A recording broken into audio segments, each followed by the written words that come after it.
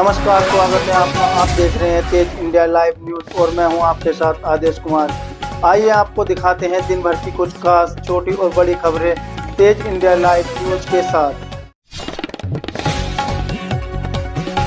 आपको बता दें बड़ी खबर जनपद बिजनौर से, जहां बिजनौर में आबकारी विभाग की टीम और हल्दौर पुलिस ने कंपोजिट दुकान से भारी मात्रा में नकली शराब की बरामद। बता दें बड़ी खबर बिजनौर से, जहां बिजनौर में आबकारी विभाग की टीम और हल्दौर पुलिस ने कंपोजिट दुकान से भारी मात्रा में नकली शराब बरामद की है। वहीं कंपोजिट दुकान पर बेची जा रही थी अंग्रेजी नकली शराब। बता दें पुलिस ने 5 अभियुक्तों को गिरफ्तार किया है। अभियुक्तों के कब्जे से भारी मात्रा में विभिन्न ब्रांड की नकली शराब बरामद की गई है। एसपी सिटी ने कंपोजिट ठेके दुकान का लाइसेंस रद्द करने की कही बात। बता दें घटना में उपयोग कार भी बरामद की गई है। थाना हल्दौर क्षेत्र के कस्बा हल्दौर कंपोजिट दुकान का पूरा मामला। बिजनौर के हल्दौर से संवाददाता गुड्डू भारती की देखिए खास रिपोर्ट। कस्बा झालू में एक संचालित कंपोजिट शराब के ठेके पर छापा मारा गया। वहाँ 2 सेल्समैन मिले।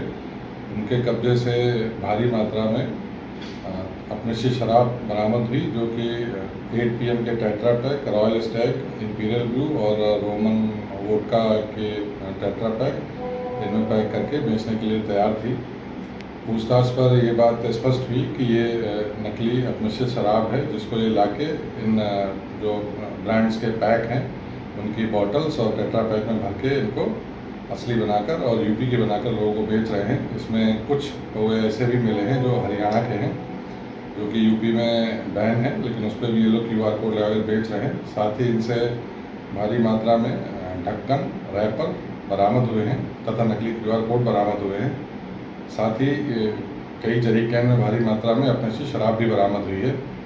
पूछताछ पर यह तथ्य सामने आया कि ये जो ठेका है ये झालू में ये मंडावर के मूलचंद का है। उनका एक पुत्र है अरविंद और उसके 2 और साथी हैं। ये मिलकर इस काम को कर रहे हैं। मंडावर क्षेत्र से भी इस संबंध में बरामदगी की गई है। ये 5 अभियुक्त हैं, इनको गिरफ्तार किया गया है।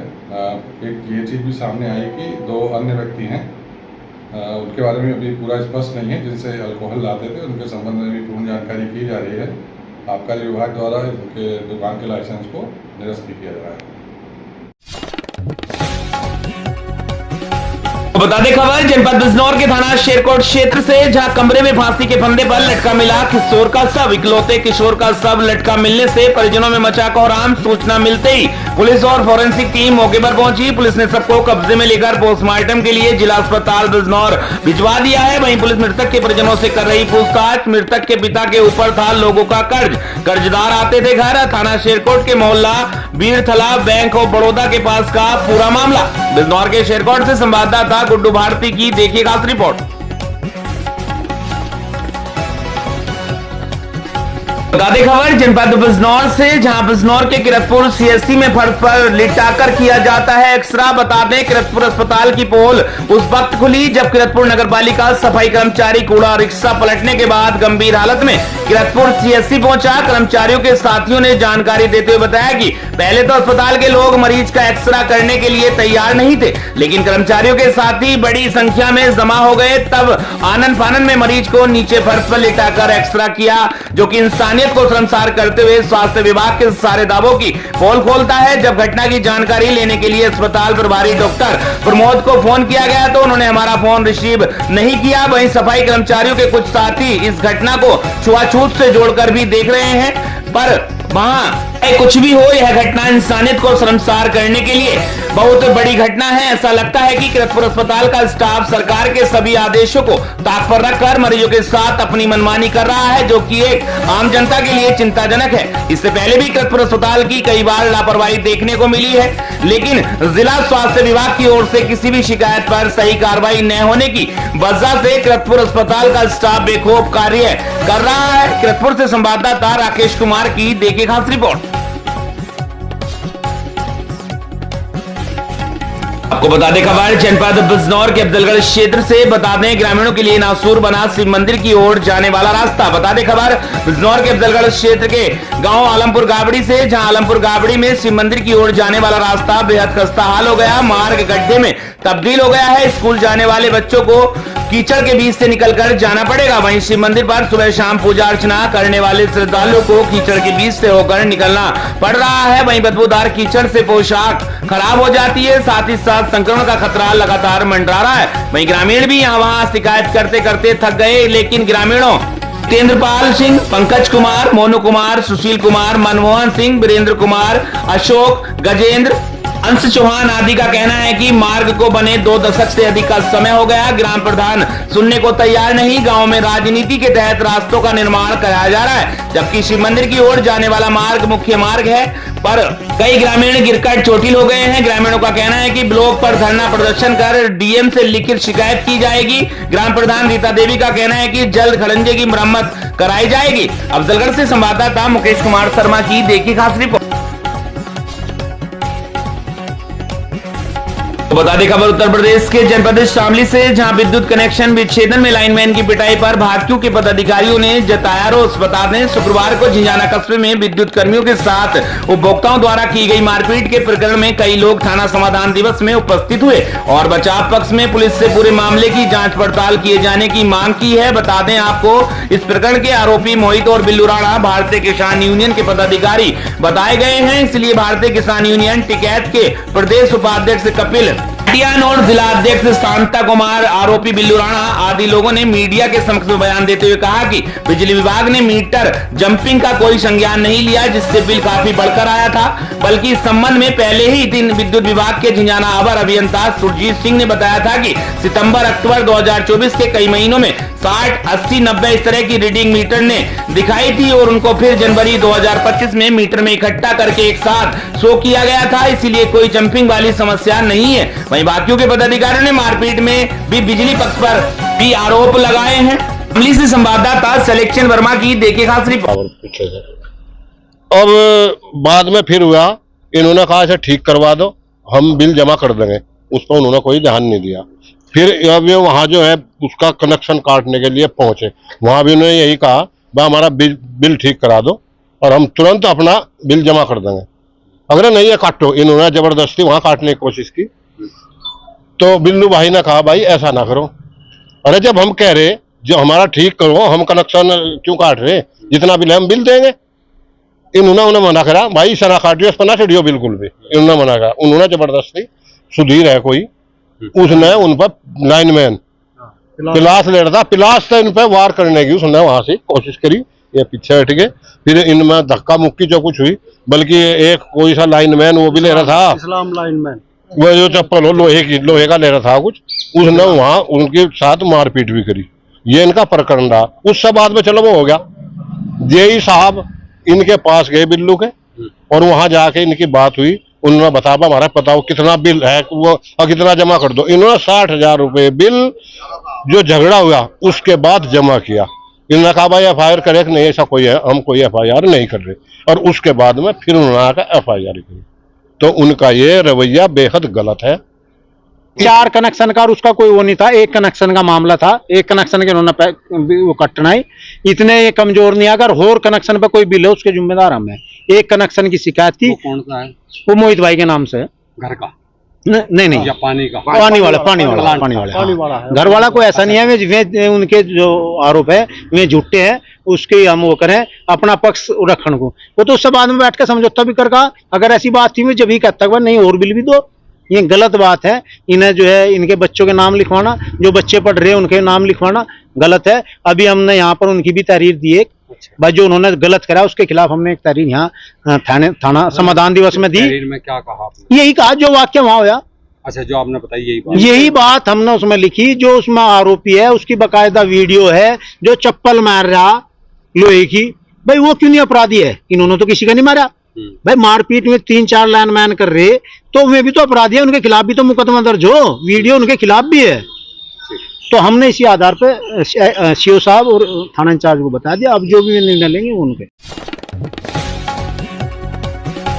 को बता दें खबर उत्तर प्रदेश के जनपद शामली से, जहां पत्नी व उसके 2 सगे भाइयों पर ही लगा जीजा की जमीन बिकवाकर पैसे के गबन का आरोप। 1 महीने पहले घर में घुसकर की मारपीट। थाना समाधान दिवस में सीओ के आदेश पर लिया गया संज्ञान। बता दें पत्नी ने ही अपने 2 सगे भाइयों को साथ लेकर पति की 2.5 बीघा कृषि जमीन बिकवा दी और उसके दोनों भाइयों आदि के द्वारा बीच में लाखों रुपए गबन करने का मामला सामने आया है। हालांकि इसको लेकर 1 महीने पहले डेरा भागीरथ के घर में घुसकर पीड़ित के साथ मारपीट कर हाथ की हड्डी तोड़ दी गई थी और चोरी का भी इल्जाम लगा दिया गया था। इसको लेकर कि डेरा भागीरथ गांव के निवासी पीड़ित शंकर पुत्र सुभाष ने झिंझाना थाने में समाधान दिवस अधिकारी महिला सीओ को प्रार्थना पत्र और वीडियो दी तो उन्होंने थाना अध्यक्ष को तुरंत कार्रवाई के आदेश दिए। पुलिस ने इस घटना का संज्ञान लिया। फिलहाल इस मामले में एनसीआर दर्ज की गई है। पुलिस ने आगे की कार्रवाई शुरू कर दी है। शामली से संवाददाता सलेक्शन वर्मा की देखिए खास रिपोर्ट। 25 तारीख की घटना है जी, 4 बजे के।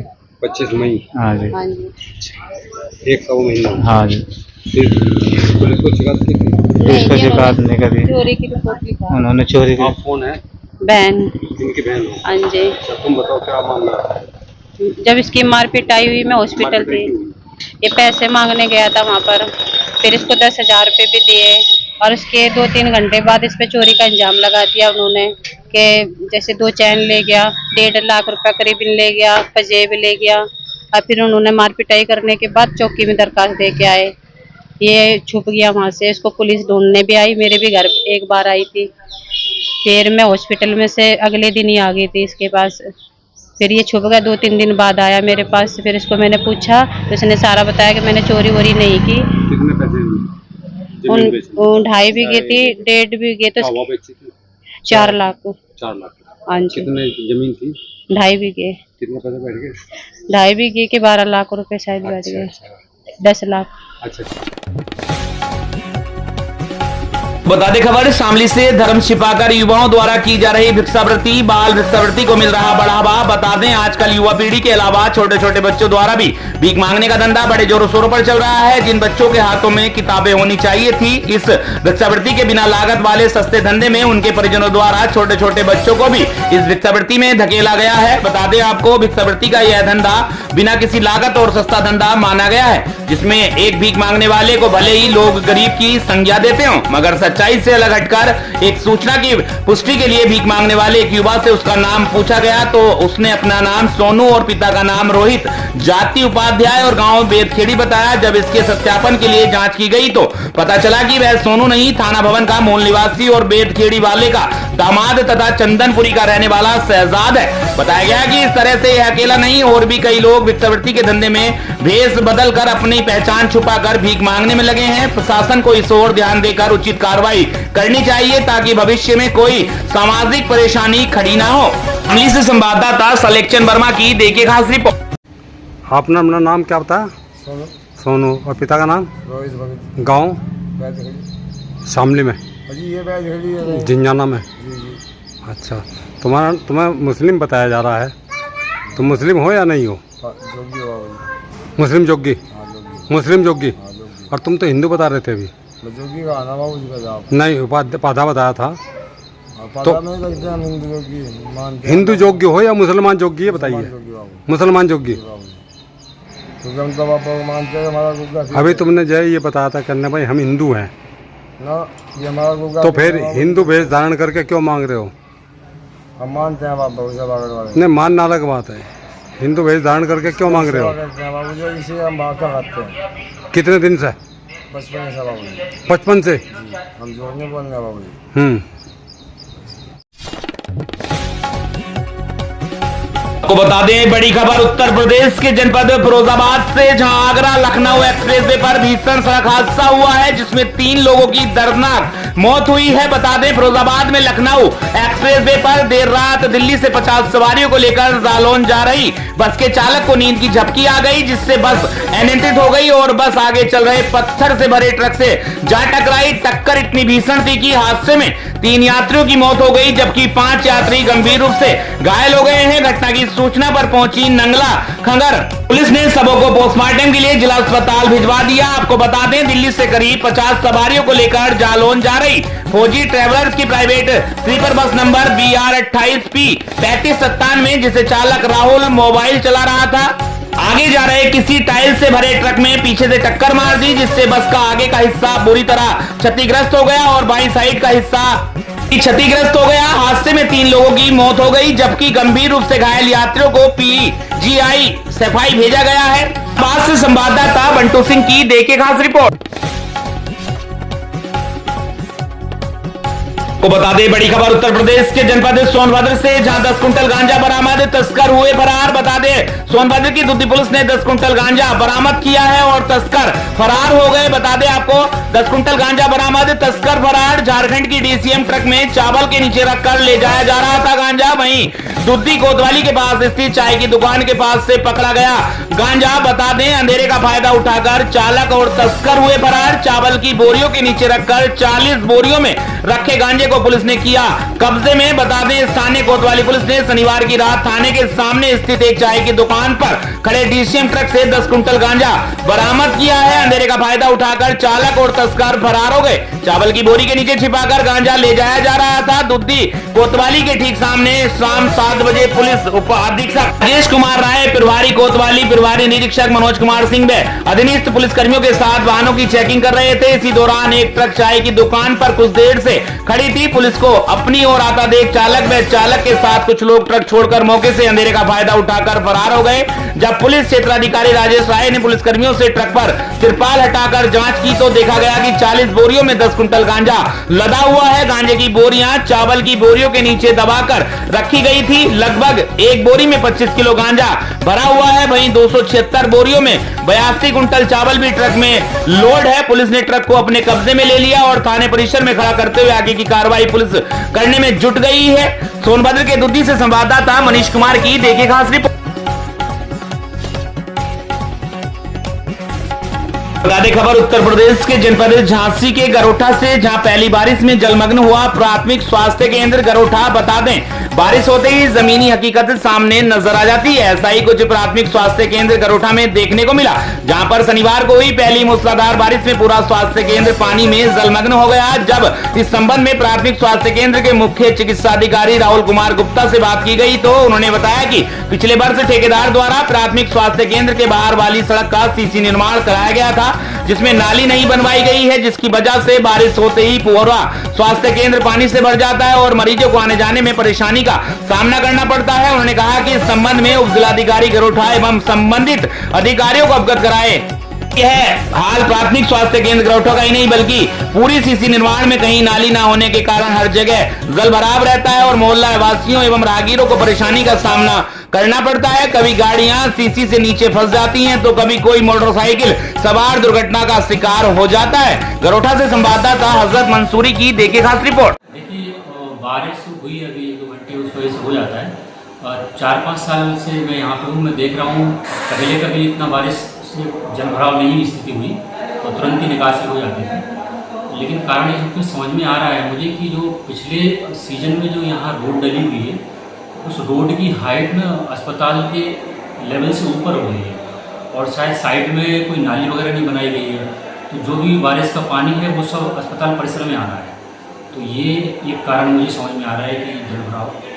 तो ठेकेदार द्वारा कोई नाली नहीं बनाएगी इसी से? रोड का निर्माण हो रहा था, हम लोगों के द्वारा कहा गया था जी और पंचायत में भी बताया गया था कि इसके साइड से नाली निकलनी चाहिए जिससे कभी बारिश से ज़्यादा पानी भरने की स्थिति हो तो नाली के थ्रू बह जाए, क्योंकि नहीं सुना गया और ऐसी स्थिति बन गई है कि अब तो पूरे अस्पताल परिसर में पानी निकासी कोई रास्ता नहीं है।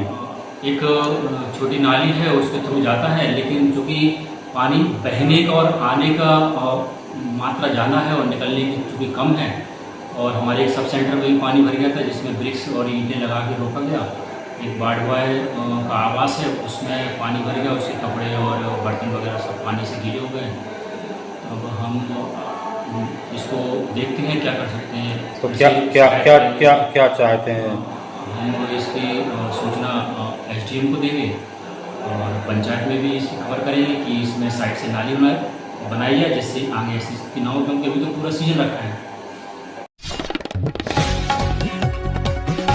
खबर छत्तीसगढ़ के जिला मुंगेली से, जहां राजेंद्र बंजारे पिता परदेशी बंजारे 37 वर्ष साकिन अमली कापा जरहा गांव के कब्जे से 8 लीटर महुआ शराब जब्त, भारी मात्रा में 300 लीटर महुआ लाहन पास का नस्तीकरण किया गया। इस कार्रवाई में थाना प्रभारी नंदलाल पेकरा एवं स्टाफ मौजूद रहा। दिल्ली से संवाददाता अतुल गुप्ता की देखिए खास रिपोर्ट। आपको बता दें खबर झारखंड के जिला जमशेदपुर से, जहां जमशेदपुर के रेड क्रॉस भवन में रेड क्रॉस जमशेदपुर के पैट्रॉन रहे स्वर्गीय केके सिंह की जयंती के अवसर पर रक्तदान महायज्ञ का आयोजन किया गया, जहां रक्तदाताओं को राज्य के पूर्व मुख्यमंत्री रघुवर दास ने फूलों का गुलदस्ता देकर सम्मानित किया। बता दें, साक्षी रेड क्रॉस भवन में रेड क्रॉस के पैट्रन केके सिंह की जयंती के अवसर पर रक्तदान शिविर का आयोजन किया गया, जहां शिविर में मुख्य अतिथि के रूप में राज्य के पूर्व मुख्यमंत्री रघुवर दास के अलावा ब्रह्मसी समाज के कई सदस्य मौजूद थे। वहीं रक्तदान शिविर की शुरुआत अतिथियों के द्वारा दीप प्रज्वलित कर की गई, जहां मुख्य अतिथि ने सभी रक्तदाताओं को फूलों का गुलदस्ता देकर सम्मानित किया। वहीं इस संदर्भ में जानकारी देते हुए रेड क्रॉस जमशेदपुर के उपाध्यक्ष विकास सिंह ने कहा कि 200 से अधिक यूनिट रक्त संग्रह का लक्ष्य रखा गया है, जहां रेड क्रॉस के द्वारा एकत्रित सभी रक्त को जरूरतमंद लोगों तक निःशुल्क पहुंचाया जाएगा। जमशेदपुर से संवाददाता सुमन शर्मा की देखिए खास रिपोर्ट। जैसा कि आप जानते हैं कि संस्थापक पैट्रॉन के तौर पे रेड क्रॉस में केके सिंह ने अपना बहुत बड़ा योगदान दिया और उनके वक्त में रेड क्रॉस का काफ़ी विकास हुआ, काफ़ी डेवलपमेंट हुआ और किसी भी आपदा में या किसी भी चीज़ में बढ़ चढ़ करके हिस्सा लेना उनका कार्यशैली में शामिल था। किसी भी ज़रूरतमंद के लिए वो खड़े रहते थे और मदद करने के लिए खड़े रहते थे। शिक्षा के क्षेत्र में हो, चिकित्सा के क्षेत्र में हो या कोई भी सामाजिक कार्य में, कोई भी मंदिर के निर्माण में हो या मस्जिद के निर्माण में हो या कोई भी धार्मिक अनुष्ठान हो या किसी भी तरह की कोई आवश्यकता कहीं पर भी हो, उनका एक योगदान रहता था। और इसी वजह से उनके मृत्यु के बाद जो है उनके नाम को उनके समर्थकों ने जिंदा रखा है और विशेषकर रेड क्रॉस सोसाइटी उनके योगदान को कभी नहीं भूल सकती है। मैं सौभाग्य से उनका पुत्र हूँ, तो मुझे उनसे बहुत कुछ सीखने के लिए मिला है। अपने समय में मैंने उनके उस दानवीर प्रवृत्ति को देखा है, तो मैं कामना करता हूँ कि ईश्वर हमारे बेटे को भी वह सही वृत्ति दे और वो भी अपने दादा जैसा बने। और मैं सभी यूथ से भी यही सोचता हूँ कि सभी यूथ्स भी उनसे प्रेरणा लेकर दूसरे के लिए जीना सीखें।